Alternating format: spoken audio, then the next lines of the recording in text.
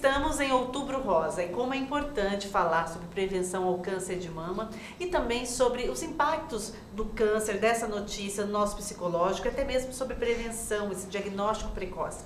Eu recebo aqui no estúdio Maria Lúcia Santin, ela que é psicóloga com abordagem na área oncológica.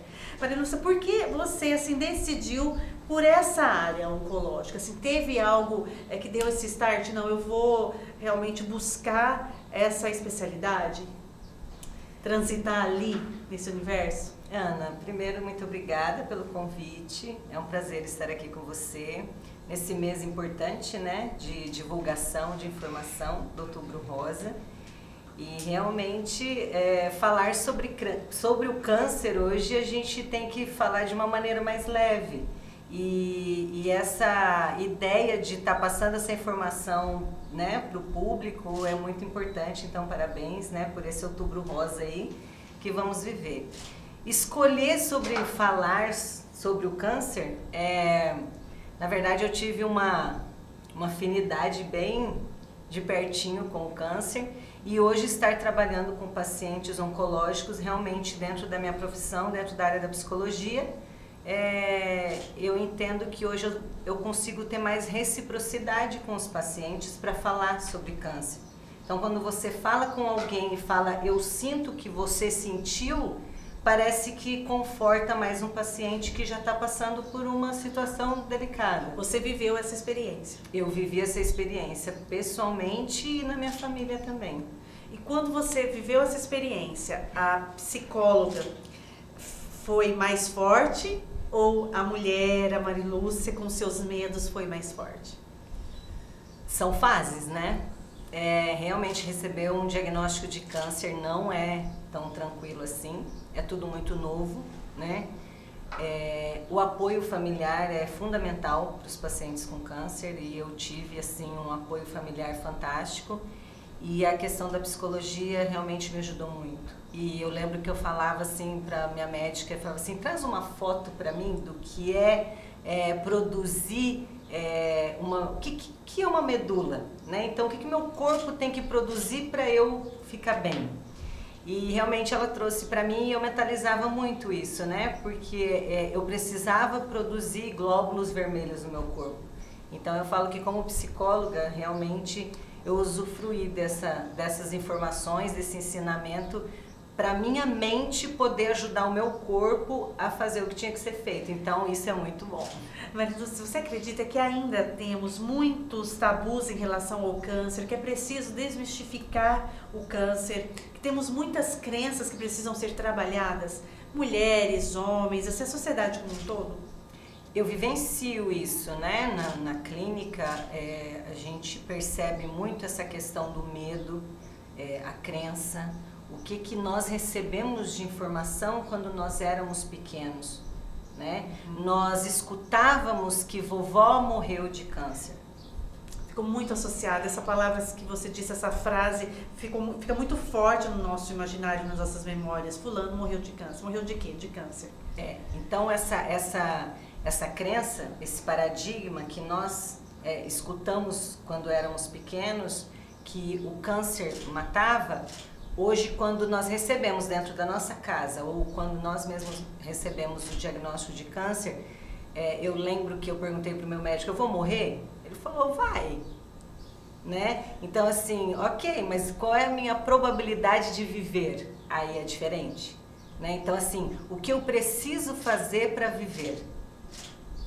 Então a psico-oncologia faz essa ponte com a oncologia para ver como que nós poderemos trabalhar junto com o medicamento, mente, para a gente poder sair dessa situação melhor.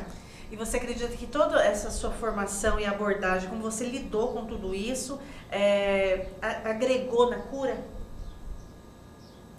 São vários fatores, Ana, vários. Né? Eu vejo assim, eu falando de mim como psicóloga, como profissional, como paciente, como cristã, né? Então são vários fatores. Eu acredito que para você passar pelo câncer, você não passa sozinho.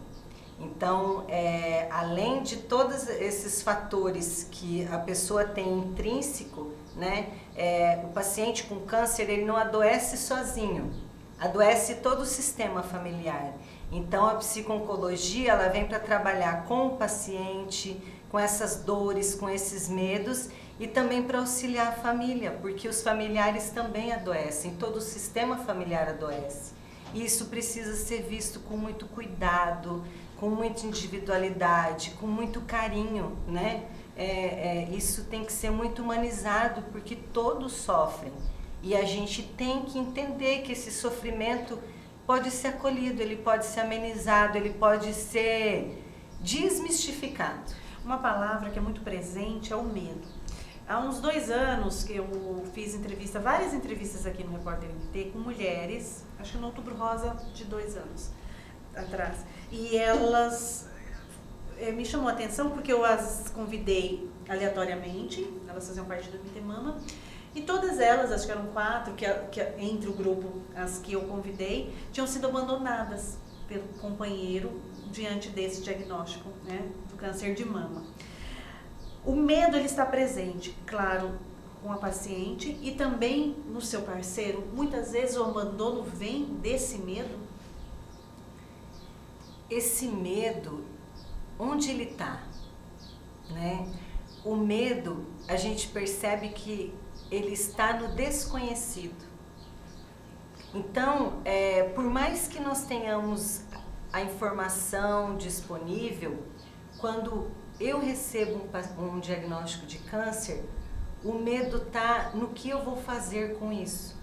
Então, se eu volto lá atrás e eu tenho essa crença que o medo de morrer ele é muito maior do que o da cura, porque eu não sei ainda, eu não tenho essa informação que o câncer pode ser curado. Eu vou passar por um processo, né? Então, quando esse parceiro também, que é isso que eu falei, que todo o sistema familiar adoece, esse parceiro, na verdade, prefere te abandonar antes que eu te perca. Né? Então, assim, é por isso que todo o sistema adoece. Tem que ser trabalhado, né? Todo mundo tem que viver essa experiência de ser trabalhado para lidar, porque precisa se fortalecer como um todo. A questão também é que nós estamos no mês da prevenção, né? Outubro Rosa é justamente essa provocação para que a gente faça esses exames, considerando que o diagnóstico precoce é importantíssimo para a cura, né? Por que às vezes a gente não faz essa prevenção certinha? Tem alguma coisa a ver com psicologia? A gente não seguir certinho lá o nosso calendário, que a gente tem que ir lá fazer os exames? É isso que a gente estava falando sobre o medo, né? Se eu tenho o medo, né, de receber um diagnóstico, então será que eu posso ir prorrogando ele? Será que eu posso deixar para depois? Então, o Outubro Rosa, ele tá aí para isso, para falar, mulheres, não tenham medo de ir fazer um exame, né? Porque assim, a chance de sucesso desse diagnóstico antecipado é extraordinário. Então, assim, se eu tenho medo de ter um diagnóstico do câncer, vamos trabalhar esse medo de não ir fazer o exame, né? De não se cuidar. Então, por que eu não sigo certinho, se é dito, se é provado sobre sobre a cura no diagnóstico antecipado, precoce, por que eu não vou fazer? O medo, ele existe. O medo de eu receber o resultado do exame, o medo de eu realmente estar com câncer e ter que fazer um tratamento, o medo do tratamento, né? Então, assim, a gente vem estudando isso e a gente percebe que o medo realmente ele está presente. E incrivelmente o medo ele é do tamanho que você o coloca. E isso que você está dizendo é importante porque em toda situação, você me falando do medo, eu me lembrei que eu fui fazer o teste de triagem na Arena Pantanal e eu estava tão ansiosa, eu sem sintoma nenhuma, já estava, né, achando que já estava com sintoma. E depois que eu passei pela primeira enfermeira e fui para a segunda, que eu olhei assim no meu papel, ela escreveu assim, paciente muito ansiosa, sentindo todos os sintomas, aí ela colocou observação, mas está tudo bem, a oxigenação, e deu negativo. né? E aí me chamou a atenção, falei, olha aí, né? O que é o medo de um resultado positivo já me fazendo sentir sintomas que eu nem tenho de fato. Então, e o câncer de mama, a mama sendo uma região para a mulher que é tão preciosa, né? Porque a gente tem vida aqui, a gente amamenta, é lindo, né? Eu acho assim que é lindo esse ato de amamentar, a mulher é linda, o corpo da mulher é lindo. E pega em algo que é a autoestima, né, Lúcia? E a autoestima, eu li pesquisas dizendo que a felicidade alta, ela vem de uma autoestima elevada que traz uma longevidade. Então tá tudo ali muito junto. A autoestima como um indicativo de fortalecimento mesmo espiritual, emocional. E aí você lida com a autoestima, porque tem um câncer de mama, por exemplo, ou a queda de um cabelo. Quando a gente olha para essa feminilidade, né? Essa beleza da feminilidade, a beleza da mulher, né? A beleza da mama, a beleza da vida, né? Que a mulher traz ao mundo. De repente, ela percebe que a vida dela está em risco, né? Então, quando a gente fala dessa questão da feminilidade, da mulher, do seio, né? Da mama, psicologicamente falando, onde é que está isso na mulher? Então, por isso que cada mulher individualmente tem seus medos. Então, por que tem mulher que vai e faz, né, o exame? Sim. Por que tem as que não fazem? Né? O que está dentro dessa mulher, bem escondidinho lá no fundo, né? Então, quando a gente olha essa questão da feminilidade da mulher, cair o cabelo, realmente fazer uma mastectomia, né, total, enfim, todo esse medo, tem muita coisa por detrás disso. Hoje a gente vê mulheres adoecendo por serem mulheres maravilha. Então, eu costumo muito dizer isso para as nossas pacientes, né? Eu acho que a gente vai ter que criar uma... Nossa, é bem legal se a gente pudesse criar a Mulher Maravilha careca, né? Mulher Maravilha sem o seio. Sim. E aí, ela vai deixar de ser Mulher Maravilha porque ela está com diagnóstico de câncer? Sim. Então, onde que está isso? Então, assim, ressignificar algumas coisas importantes. Ressignificar algumas coisas importantes. A mulher já ultrapassou, né? Já provou. Já provou. E aí, essa questão da vulnerabilidade, de se sentir vulnerável. Então, a Mulher Maravilha não pode adoecer. E onde que não pode adoecer, né? Quem falou isso? Mais ou menos isso. E é isso, a Mulher Maravilha, ela não pode ser careca. Quantas mulheres lindas estão se descobrindo na beleza da falta de cabelo, né? É uma maquiagem que deixa ela mais linda ainda, é um lenço que deixa essas mulheres lindas, né? Eu recebi uma mensagem de uma paciente que falou isso pra mim: você me ensinou que ser careca é ser linda, né? Então, assim, eu passei por isso. Ai, é ruim, não é você que perdeu o cabelo, não é você que ficou sem cabelo, olha, o cabelo cresce, né? O cabelo vai crescer, o cabelo vai cair, o cabelo vai crescer, e tá tudo bem, né? Então, essa Mulher Maravilha, ela pode ter câncer também. Ela pode ser frágil em determinado momento. A Mulher Maravilha pode ser de frágil. colo, de querer, só quero colo. É bem isso, né? O Homem-Aranha não tem a fase do Kryptonita? O Homem-Aranha não, o Super-Homem não tem a fase do Kryptonita lá? A Mulher Maravilha tem que descobrir uma Kryptonita também. Pois é, gente, por que tá com a gente? Até nas histórias em quadrinho, a mulher, as heroínas, qual que é a fraqueza delas? Que a gente vê que elas têm que ser 100%, né? Enquanto eles sempre têm um calcanhar de Aquiles aqui. Pois é, e tem a Kryptonita também. Então, a Mulher Maravilha, talvez a Kryptonita dela seja essa, né? Seja o medo do diagnóstico de um câncer de mama. Eu fico emocionada quando eu vejo algumas postagens de famílias. Por exemplo, a mulher, ela raspou o cabelo, que começou a cair, vai e já raspa. E aí a família também entra na onda, raspa o cabelo também, para viver com ela aquele momento, quando aquilo é algo que vai também tornar aquela situação mais leve. Porque tem que ser algo que seja natural e que traga leveza para todo mundo. Eu falo isso porque eu tenho um amigo que ele teve, a esposa teve, e ela é mãe de 2 meninos, eles sempre usaram cabelo muito curto, eles rasparam também, ficou uma coisa linda, porque era nítido o quanto um filho parecia muito com ela. E foi leve. Então é isso também, a gente respeitar a dinâmica de cada família. É isso que eu chamo de reciprocidade, né? Então assim, nós estamos passando juntos com você.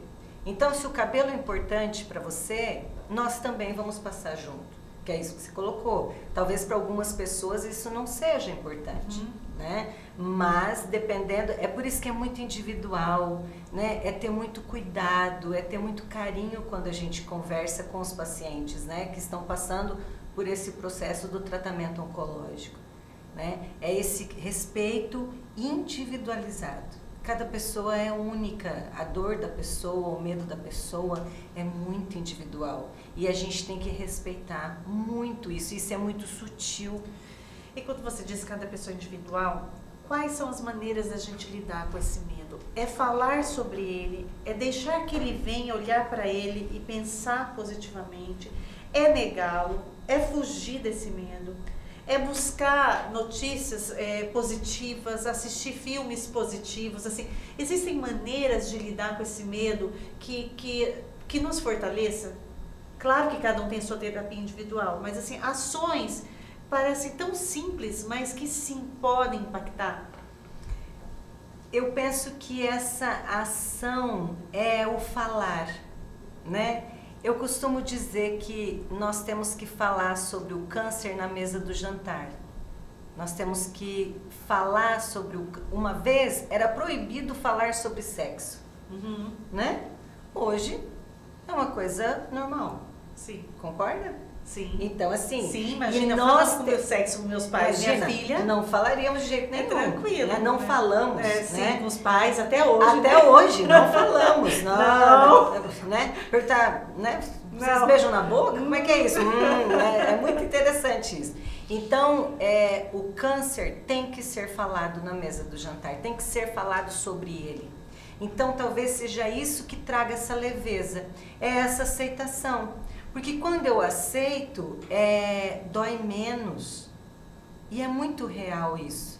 Então, se eu estou entendendo que o meu câncer está passando, que o meu corpo está passando por um processo de tratamento oncológico, eu vou buscar essa informação onde? Vá ao seu médico, né? Escute o que o seu médico fala. É ele que estuda para isso.